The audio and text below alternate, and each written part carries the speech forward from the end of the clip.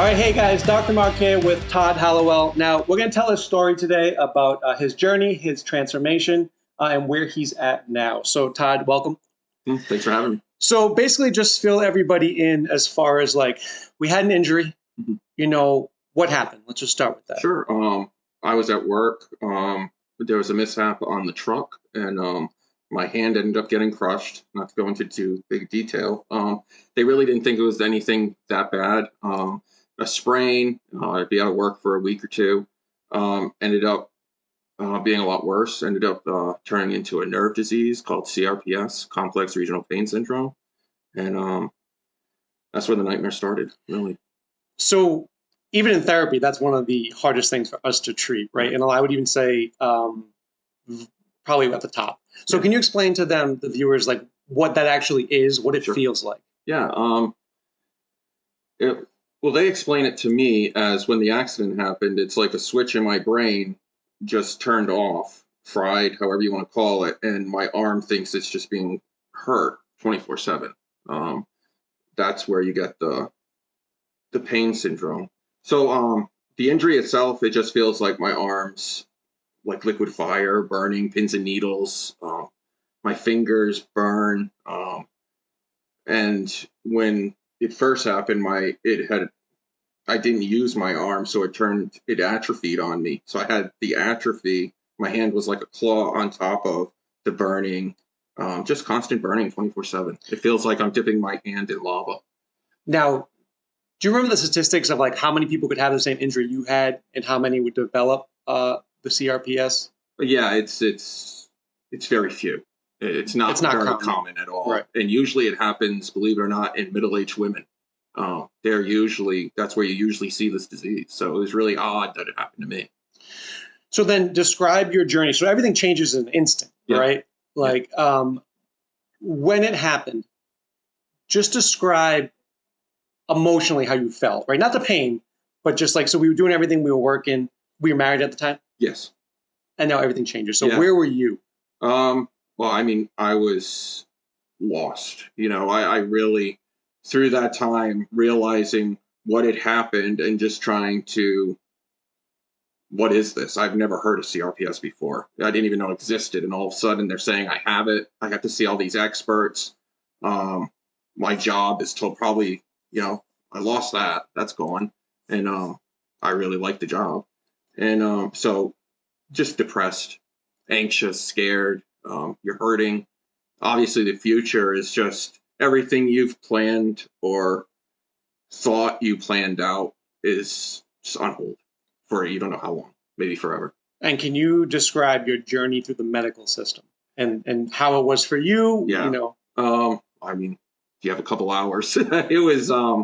I got bounced around from one doctor to the next. They put me, and ended up going to a pain doctor who ended up just putting me on opiates. And over time, he ended up dropping me. And then I had to find another doctor who would take me on and prescribe me the medicine I'm taking, which is very difficult in today's medical world with prescribing opiates. There's not much else they can do with this disease, but prescribe you meds, and you have to be really careful because they'll prescribe you a lot of stuff before they give you the opiates. And some of that stuff will make you gain weight really fast. You just have to be really careful. Depression, anxiety. So sometimes that's not the way to go. But you just can't give up. So you were lost. Yeah. Now you go to these medical professionals who mean well, but this is such a rare disease. Like most people don't really know how to deal with it. Yeah. Right. Did you find someone who's an expert in this as far as like medical? Well, I guess you could say they say they're experts, but they really didn't help much. There's nothing they can do. And that's basically, you just get the kind of door closed, try therapy. I couldn't do therapy because it hurt too bad. So it's just, the doctor is just basically there to facilitate medicine for you to not kill yourself. That's why they call CRPS the suicide disease. So can we go a little deeper into that? So we've talked, so we've been training for a while. So you want to get better. You're trying to get better. dead ends everywhere. Yep. Right. So at your lowest point, where were you at, and then what's the decision you made to change your life? Yeah. I would say, I about 5-6 years in, I was just ready to end it. Shotgun, just I'm done with this. I couldn't do it. My wife, my dogs, just thinking of what that would have done to them. And just my faith in God, I couldn't do it. So if I'm going to live, I'm going to fight this as much as I could. I got angry. And it was a turning point in my life. It really was. And I think it was around that time where I sought you out.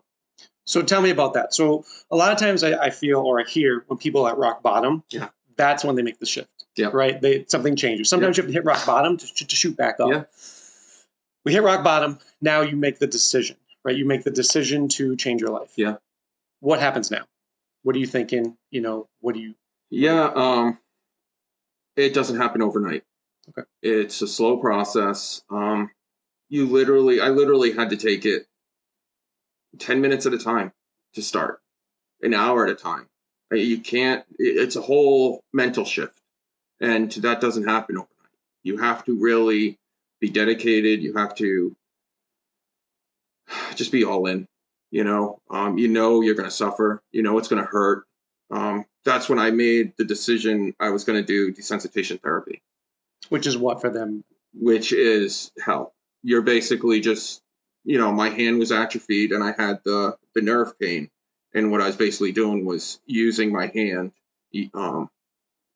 basically hurting it and then resting, doing as much as I can with the hand, resting it, doing it again the next day. So it's desensitization therapy. You're trying to get your hand used to using it, the pain, and hopefully the next day when you go to do that little bit of movement, it's not as bad as it was the last day, and over years, I've come pretty far. And we're going to talk about that. Yeah.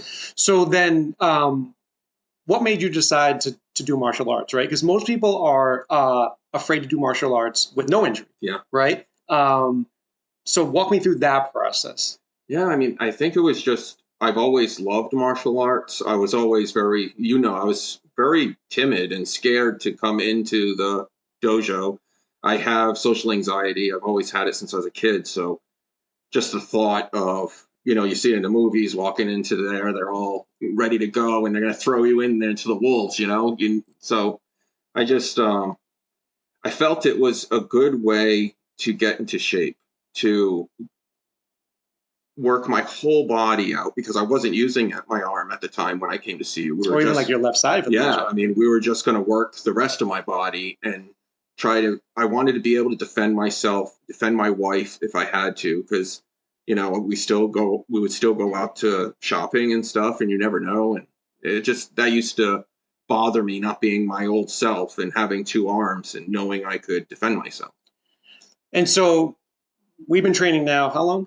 Years. Yeah, it's been 4 or 5 years. I think 5 years. 5 years. Yeah. And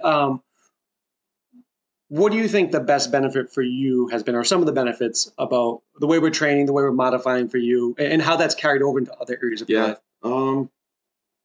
I think just being patient and taking it one step at a time. It was never overwhelming, and you never tried to put too much on me. And you approached it in a way where I wasn't dying when I went home after our practice, because at first, when I was first seeing you, I was only coming once a week, if sometimes once every 2 weeks, because I could barely take it and I had to recover.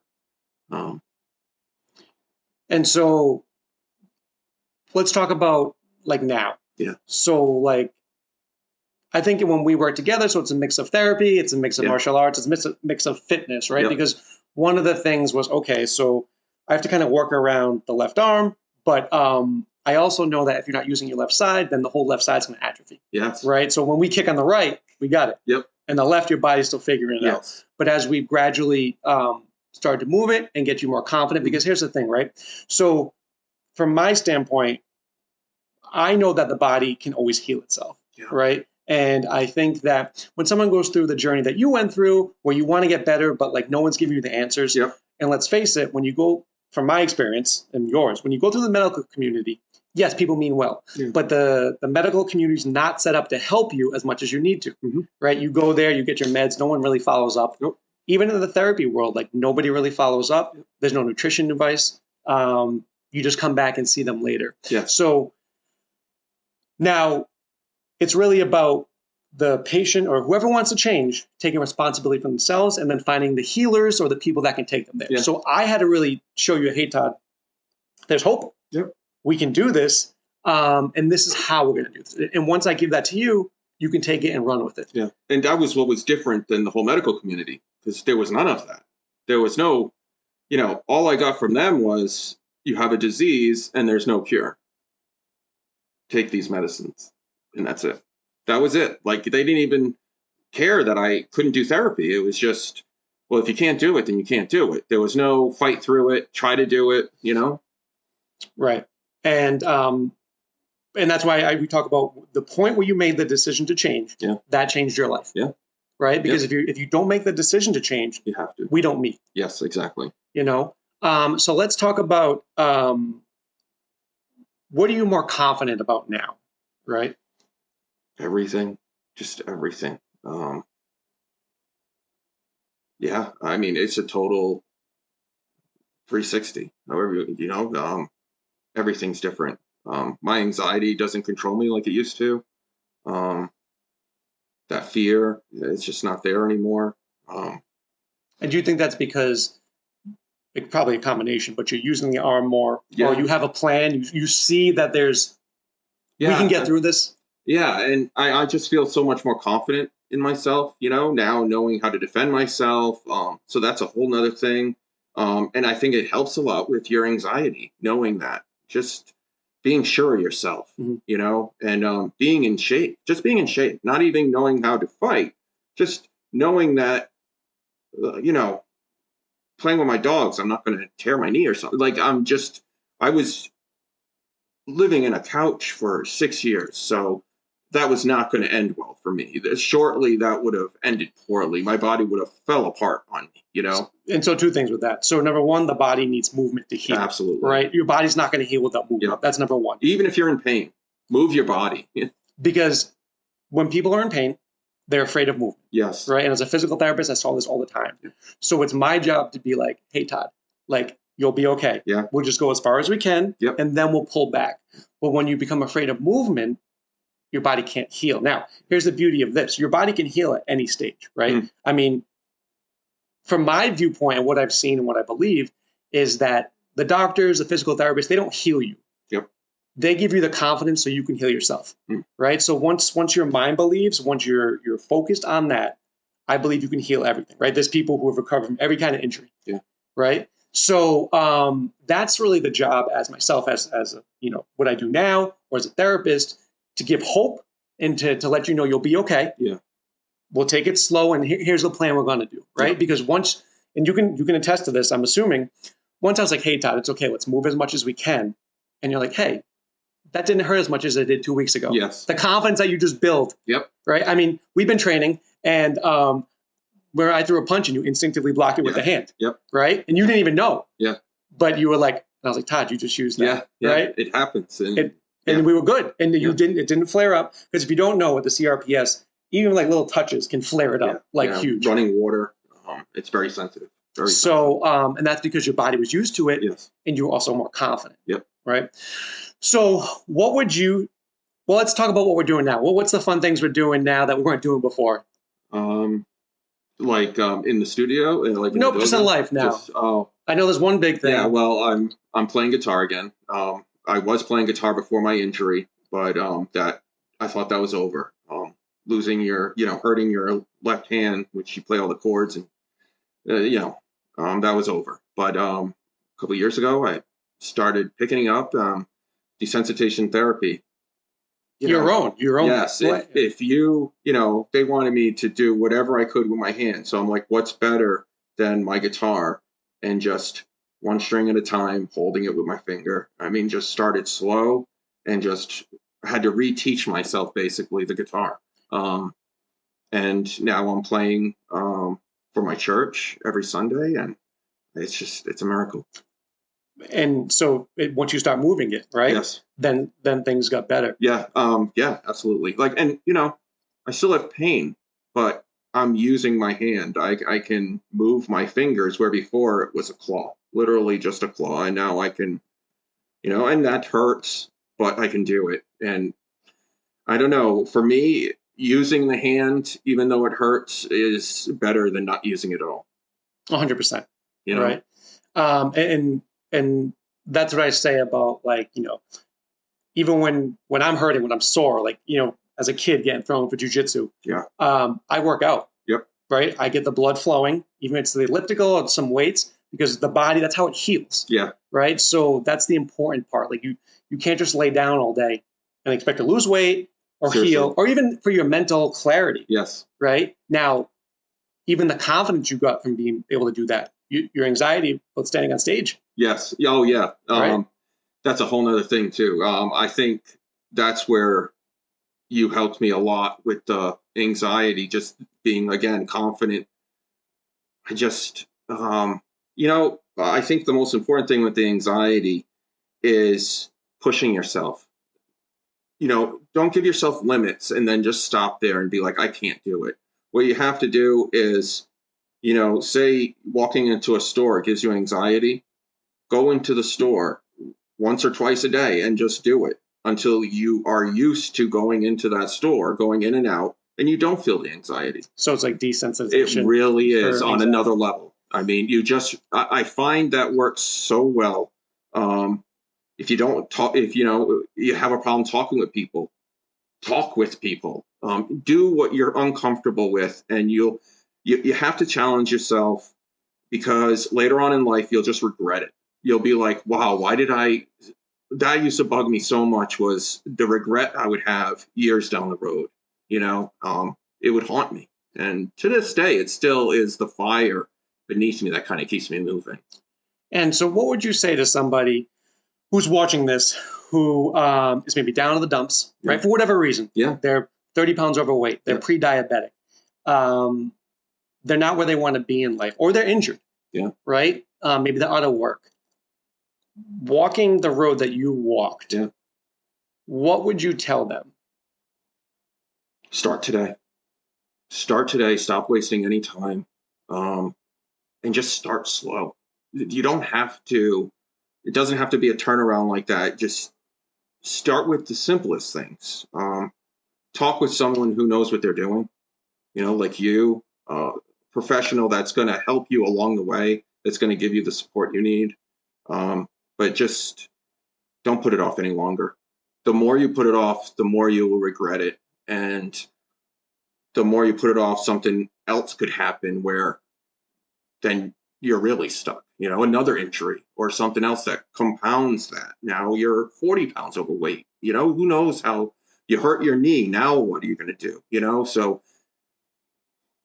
And how important do you think it is to find a coach or like a mentor who can put you on the right path? You have to. Right. You have to, because I tried for years doing it myself. It's just not the same. And so I guess my last question is, what did I do differently than what other people did? Right. And the reason I asked that question is not to toot my own horn, but just so other people know what to look for in a coach. Yeah. Right. Because I remember the first time you came in, Gina did all the talking. Yes. Right. Yeah. And I think, because I already knew, I think I remember clearly. Okay, I saw it and I was like, yeah, we can do it. Mm-hmm. Right. And you were worried about we couldn't do it. Yes. I was like, no, we got this. Yeah. I was very worried. I was very just scared. Because I was in so much pain, literally in so much pain. I'd sneeze. I mean, the amount of meds I was on at that point. And you're on lower meds now. Oh yeah. I'm down more than half.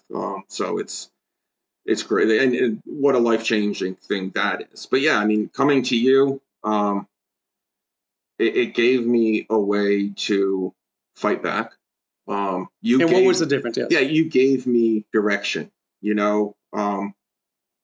so when I came in that week, we had the paper, what we were doing, the exercises I was doing. We'd go through them, see how it felt. I'd go home, I'd have it there, I could do it. You know, we were in contact. It makes such a difference. And the accountability, I think, is huge. You know, by yourself, you don't have that, you know, and you see the process. When I come in, you see how I'm doing, you know. Which is phenomenal, right? You're banging those pads, now you're moving. And I guess, so how important is it when you have that mentor to be confident to tell you, hey, we have this, we can do this, we can get better, right? Yeah. Because I find a lot of times, even when I was a physical therapist, people would come in and they're nervous, they don't know what's going on. Yeah. I look at that and I'd be like, it's muscle. Like, we got this, you'll be fine. It flips a switch. Yeah. Right? Because you're not nervous. The expert said that we can fix this. Yeah. You know, so you automatically start, your thought process is different. Yeah. So how important is it to find the mentor who's like confident that I can do this, we can do this together? Yeah. I think it's huge. And I also think, like, it took me a while working with you to really believe the process that I could turn it up a notch. You know, I think that's when I really realized I could come every week. You know, I could do this instead of just once a month. I could do, or twice a month. I can do this every week. Let's turn it up a little. And that's when you just really let go and just go, you know, you just go all in. I'm going to do this, you know, and it's because I trusted you, you know. In the medical community, I lost trust in people. I just, you know, I went to acupuncturist, chiropractor, massage therapy, you name it. I tried everything. And I mean, just dead ends.